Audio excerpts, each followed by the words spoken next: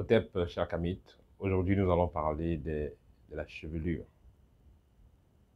Donc, que ce soit la chevelure de l'homme, que ce soit la chevelure de la femme, que ce soit une chevelure d'un Indien, d'un Chinois, de toute race, en fait, la chevelure fera la même chose, fera le même travail. La chevelure va ressembler à des arbres. Vous savez, si vous avez un arbre, vous voulez que ça pousse de façon plus intense, vous pouvez couper quelques branches et là, la chevelure va... Et là, les feuilles de l'arbre vont s'expandre plus largement. Si vous avez par exemple votre menton et puis vous voulez, ou votre poitrine par exemple, voilà, et vous voulez qu'il y ait plus de cheveux, de poils, il faudra les raser et puis vous allez voir, ça va pousser plus long. Avoir les cheveux sur la tête et ne pas en avoir, il y a une petite différence. Si vous rasez constamment la tête, l'énergie va abonder toujours à ce niveau-là. Il n'y a pas de problème. Mais le travail sera différent avec celui qui a plutôt laissé les cheveux. En ce qui concerne la conservation des cheveux, les antennes sont réellement effectives, travaillent à 100% à partir de 3 ans. Quand vos cheveux, vous avez déjà gardé les cheveux sur la tête, ça fait déjà 3 ans. Alors là, la façon de capter sera différente. Ça va capter à 100%, ça va capter quoi? Ça va bien capter les messages qui viennent de l'au-delà, ça va mieux capter les rayons solaires, ça va mieux capter les rayons lunaires. Vous allez mieux ressentir les énergies invisibles dans votre environnement. Tandis que si vous avez rasé vos cheveux, vous aurez plutôt de l'énergie, vous aurez de l'énergie à la tête, bien évidemment, mais tout sera assez différent. La chevelure sur la tête symbolise donc des antennes qui permettent une meilleure communication, une meilleure sensibilité au niveau spirituel. La chevelure va vous permettre de capter les rayons cosmiques pour les orienter dans votre corps en passant par le cerveau. Et ça va donc influencer la partie du cerveau qui est responsable de la méditation, ce qui fait que la qualité de la méditation encore sera meilleure. Donc, il est clair que certaines personnes pourraient méditer sans capter, sans avoir les pareils capteurs, sans avoir de pareils cheveux. Mais là, le travail sera quand même assez différent quand vous avez les cheveux sur la tête et quand vous n'en avez pas. Également, certaines personnes vont souvent dire que quand vous avez les cheveux sur la tête, hein, quand vous marchez avec les cheveux sur la tête, on va croire que vous fumez de l'herbe. C'est pas forcément ça. Et il faut comprendre que fumer de l'herbe, ça gâte même le travail.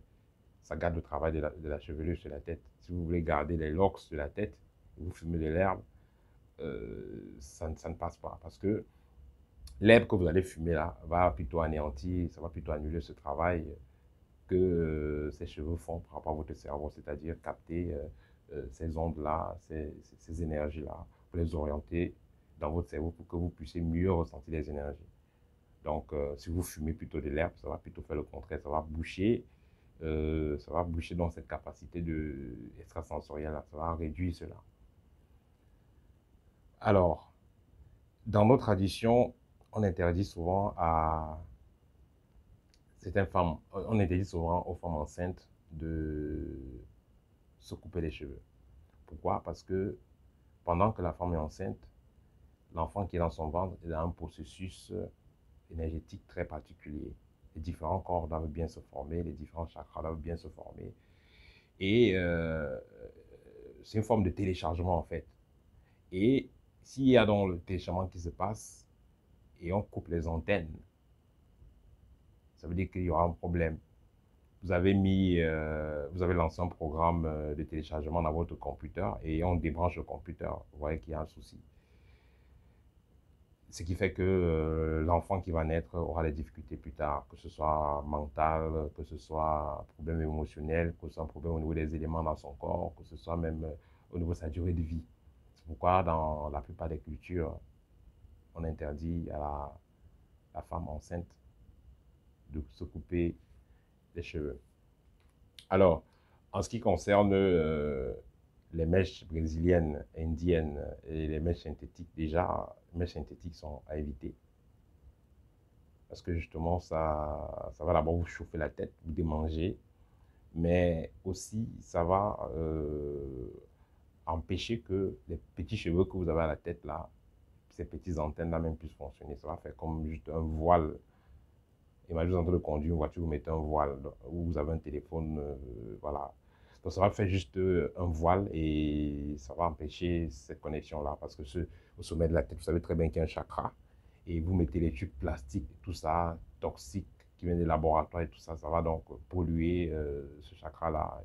Ça ne sert à rien de mettre des cheveux synthétiques. Faites l'effort d'entretenir vos cheveux comme ils sont. Laissez-les grandir naturellement. Il y a des petits produits qu'on va utiliser, beurre de karité, huile de coco. Utilisez les simples produits pour les faire grandir naturellement. Si ça ne grandit pas, il n'y a pas de problème. Essayez de vérifier votre alimentation et tôt ou tard, ça va s'arranger. Et si ça ne s'arrange pas, si vous avez un problème de chevelure qui ne grandit pas, ça veut dire qu'il y a un problème d'énergie. Donc, vous pouvez à un moment donné tout raser et mettre des produits pour que ça pousse. Voilà. Les messes brésiliennes et indiennes, le grand problème avec ça, justement, c'est que vous portez sur vous le sac de quelqu'un d'autre. Vous vous connectez à l'énergie d'une autre personne quand vous mettez les mèches brésiliennes. Le greffage, quand quelqu'un est malade, il a un organe qu'il faut remplacer, ça n'a rien à voir. Parce que vous allez me dire le greffage. Parce que là, la personne est vraiment coincée, n'a pas le choix. Là, s'il faut qu'il se fasse greffer un rein et tout ça, là, il n'y a pas de problème. Mais au niveau de la chevelure, justement, vous allez vous retrouver avec beaucoup plus de rêves bizarres parce que justement, vous êtes connecté à l'énergie. Vous avez pris les antennes de quelqu'un d'autre parce que les chevelures, c'est les antennes de quelqu'un. Ces antennes avec le monde invisible. Et vous-même, vous savez, en Inde, là-bas, au Brésil, ils font aussi de la magie. Hein? Ils font aussi de la magie. Donc, une jeune femme va prendre ses cheveux, elle va les vendre pour de l'argent. On va acheter et on va vous les envoyer. Vous allez prendre mettre sur la tête. Ne me dites pas que vous allez les purifier. Parce que vous allez purifier, c'est à l'extérieur que vous allez purifier, vous n'êtes pas purifié à l'intérieur. Donc, ce qui fait que tôt ou tard, cette énergie-là connectée à vos antennes, voilà, vous allez vous retrouver à avoir des cauchemars. Voilà. Donc, si vous avez une copine qui vous emmerde, qui vous dérange tout le temps et vous dit, bon, elle veut que vous l'achetez les Brésiliens et les Indiens, il faudra lui faire comprendre que ça ne sert à rien. C'est vrai que c'est beau à voir, mais c'est lié à l'énergie de notre personne et ça pourra l'influencer négativement. C'est comme ça que les gens se connectent avec les esprits vampiriques et les esprits de couches de nuit et autres, justement parce que ils ne connaissent pas cela.